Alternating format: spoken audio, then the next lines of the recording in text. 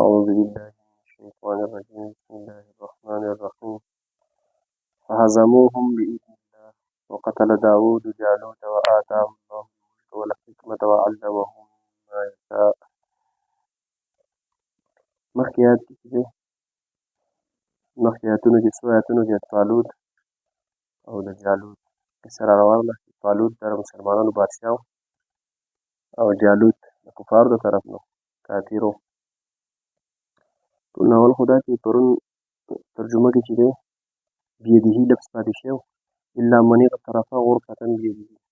مګر هغه چا چې وسکو یو چونګ په خپل لاس سره د بېدي لفظ پاتې شوی ترجمه یې شوې نو دا قصه را روانه وه میدان جنګ کې موږ مخامخ شول نو مسلمانانو هغه دعاګانې وغوښتې چې الله موږ له ثابت قدمي نصیب کړي موږ ته صبر را نصیب کړي نو بیا چې په جنګ کې چې دی فهزموهم باذن الله نو دې مؤمنانو چې دی د جالوت هغه لښکر چې کوم و کفارو هغه مؤمنانو هغو له شکست ورکړو د الله په حکم سره وقتل داود جالوت او داود علیه السلام قتل کو دی جالوت سره په دغه وخت کې چې و داود علیه السلام ته نبوت لا نه و میلاو شوی یعنې داود علیه السلام لا نبي نه و او د طالوت په لښکر کې مسلمانانو بادشاه چې کوم و د هغه په لښکر کې دی شامل و نو د داود علیه السلام په دې جنګ کې چې دی د جالوت کافر لره ده قتل کو وآتاه الله الملک یا الله پاک د داود علیه السلام نه بادشاهي ورکړه وروسته والحکمت او حکمت نه مراد نبوت دی د داود علیه السلام نه نبي جوړ کړو نبوت یې وله ورکړو وعلمه مما یشاء او ویښودل دی داود علیه السلام ته د هغې سره چې الله پاک وغوښتل نور داسې علوم وله ورکړل په هغې کې دا چې زغرې به جوړولې داود علیه السلام بغیر د آلاتو یعنې څه سامان ورسره نه و ځکه چې د وسپن نه جوړېدې لیکن څه سامان وغیره ورسره نه و الله پاک په حکم سره د ده لپاره چې دا وسپنې دغه شوي نرمې شوي وي نو ده به دا وسپن نه چې دی زغرې جوړولې او دارنګې داود علیه السلام چې دی د ځناورو په ژبه به پوهېدو نو دا ورته الله پاک د خپل طرفه وښول دا د معجزې ولولا دفع الله الناس بعضهم ببعض لفسدت الارض دلته الله پاک چې دی د دې واقعي یو حکمت عامه بیانوي یعنې عام دی خو دا جهاد و بل یو عام حکمت یې بیانوي لکه چېرې الله پاک نه ده پکولی خلکو لره بعض په بعضو په ذریعه سره نو په ځمکې یو فساد و مطلب دا که الله پاک د فسادیان چې دی دا د دې مصلحینو یعنې د نیکوکارو خلکو په ذریعه سره نه ده پکولی که دا یو سلسله روان وي او فساد وي او فساد وي یعنې دغه ظلم انتها او دغه ظالمان او فسادیان خلک چې په ځمکه کې فساد کوي او دا دغه شان روان وي او زیاتېدی خو ځمکه به ټول فساد شوی نو دا د الله پاک یو دا حکمت په دې جنګونو کې دا هم یو حکمت دی چې دغه د مؤمنینو په ذریعې سره او د مسلمانانو په ذریعې سره سره دغه فسادیان کفر چې دی دا کفار چې دی دا دفع کوي نو دا دفع کوي نو هغه فساد چې دی کم از کم په وخت مطابق ختم شي چې بیا یو سر ته ورسي نو بیا داسې الله پاک دا یو طریقه را روانه ده چې دا فساد چې دی دا د دغې مصلحینو یعنې نیکوکارو خلکو په ذریعې سره دغه فسادیان ختموي ولولا دفع الله الناس که چېرې نه ده پکولی الله پاک یعنې نه ختمولی الناس خلکو لره بعضهم ببعض بعض په بعضو په ذریعې سره بعضهم یعنې بعض مصلحین د نیکوکارو په ذریعې سره ببعض بعضې کفار لفسدت الارض نو په ځمکې نو بیا فساد و یا به صرف د فسادیانو حکومت و دا د الله پاک وقتا به وختن ختموي نو چې دی هغه د فساد چې دی هغه ډېر زیات حد ته نه رسي ولکن الله ذو فضل علی العالمین او بېشکه الله پاک فضل والا دی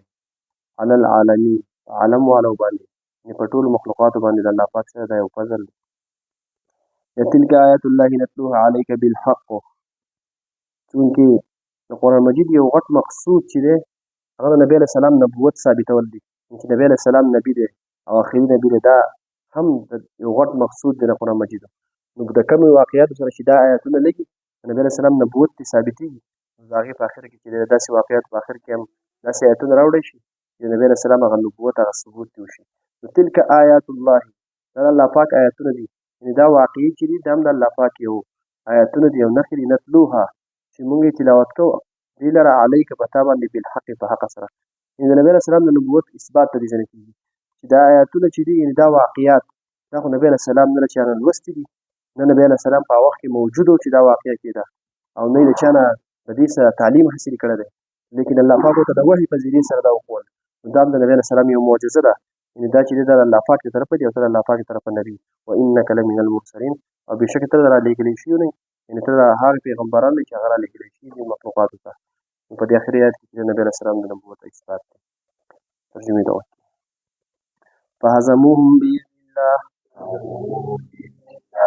دې مؤمنانو شکست ورکو د جالوت لشکر له بإذن الله الله پاک په حکم سره وقتل داود جالوت او قتل کو داود جالوت سره وآتاه الله الملك او الله پاک ورکړو دته بادشاہي والحکمت او حکمت وعلمه او ويحود الدتا مما هذه سنة يشاء الله غفتل ولولا دفع الله او کشر نه دفع کولی الله پاک الناس خلق لرا بعضهم بعض لرا ببعض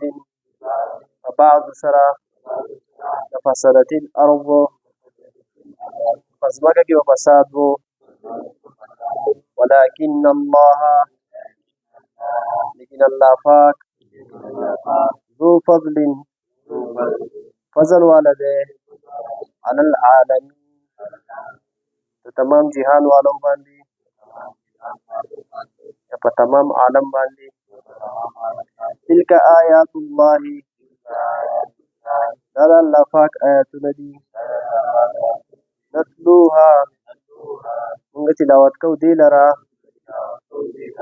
عليك پتا باندې بالحق فحق سرا وإنك لمن المرسلين او بشک ته درا لېږلي شوي پیغمبرانو نه یې